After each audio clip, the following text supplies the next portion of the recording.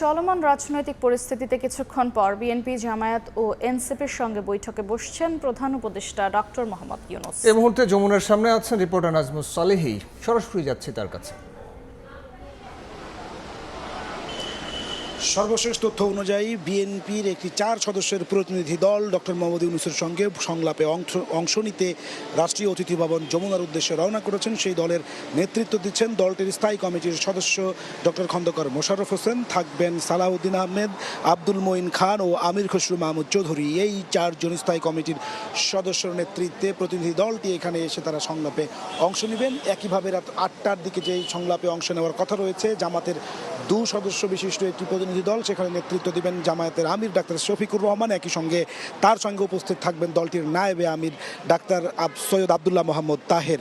এরপরে যেটি সর্বশেষ, এনসিপি জাতীয় নাগরিক পার্টির সঙ্গেও সংলাপে অংশ নেবেন ডক্টর মোহাম্মদ ইউনূস এবং এনসিপির আহ্বায়ক নাহিদ ইসলামের নেতৃত্বে 3 থেকে 4 সদস্যের একটি প্রতিনিধি দল এখানে উপস্থিত হওয়ার কথা রয়েছে।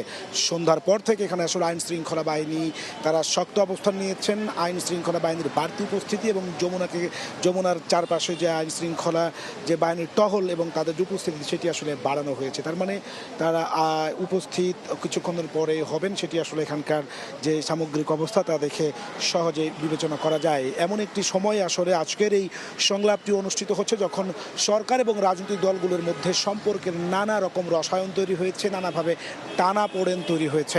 একদিকে রাজনৈতিক দলগুলোর পক্ষ থেকে বলা হচ্ছে, বিশেষ করে বিএনপির পক্ষ থেকে বলা হচ্ছে, তারা ডক্টর মোহাম্মদ ইউনূস যিনি অন্তর্বর্তী সরকারের প্রধান তার সঙ্গে সাক্ষাৎ করার জন্য তারা 4 থেকে 5 দিন অপেক্ষা করেছেন। এর মধ্যে আসলে তারা সেই সুযোগটি পাননি। অর্থাৎ রাজনীতিতে ভবিষ্যতে কি হচ্ছে, সরকার কি ধরনের পদক্ষেপ নিতে চায় এবং সরকারের ভবিষ্যৎ পরিকল্পনা বা করণীয় বা সরকার কি করতে চাচ্ছে, এই বিষয়গুলো তাদেরকে বাকি রেখেই, তাদেরকে অন্ধকারে রেখে, তাদেরকে ধোঁয়াশার মধ্যে রেখে আসলে নেওয়া হচ্ছে, এরকম তাদের অভিযোগ। সেই অভিযোগের জায়গা থেকে তারা কয়েকবার চেষ্টা করেছে, তারা সেটি যখন হয়নি, এর মাঝামাঝি সময় কিন্তু এসে ডক্টর মোহাম্মদ ইউনূস পদত্যাগ করতে সম্মত হয়েছেন বা তিনি পদত্যাগ করবেন এমন কিন্তু গুজব ছড়িয়েছে।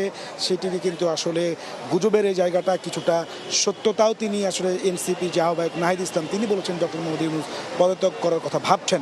এমন সব প্রেক্ষাপটে রাজনৈতিক ধোঁয়াশা তৈরি হয়েছে এবং সেখানে আসলে সরকারের সঙ্গে রাজনৈতিক দলগুলো যে দূরত্বতা ঘুচানোর জন্য এই সংলাপের আহ্বান করা হয়েছে। এবং আজকে মূলত ডক্টর মোহাম্মদ ইউনূস অন্তর্বর্তী সরকারকে স্বাভাবিকভাবে কাজ করতে এবং তাদের যেই পদক্ষেপ সেগুলোকে শান্তিপূর্ণভাবে বাস্তবায়ন করতে রাজনৈতিক দলগুলোর তিনি আসলে আজকে সহযোগিতা চাইবেন এবং দলগুলোর পক্ষ থেকে আসলে সরকারের কি করণীয় এবং তারা কিভাবে সরকারকে সহযোগিতা করতে পারে এই ধরনের আজকে আলাপ হবে। এবং আগামীকালকেও আপনি জানেন যে আরও কয়েকটা জাতীয় দলের সঙ্গে সরকারের সংলাপ রয়েছে। এই যত বেশি আলাপ, যত বেশি সংলাপ, তার মধ্য দিয়ে সরকার এবং রাজনৈতিক দলগুলোর সম্পর্ক কিছুটা শীতল হবে বলে মনে করছে আসলে রাজনৈতিক বিশ্লেষকরা। এই ছিল আমার কাছে যমুনার সামনে থেকে সর্বশেষ। সরাসরি যুক্ত ছিলাম প্রধান উপদেষ্টার বাসভবন যমুনার সামনে থেকে।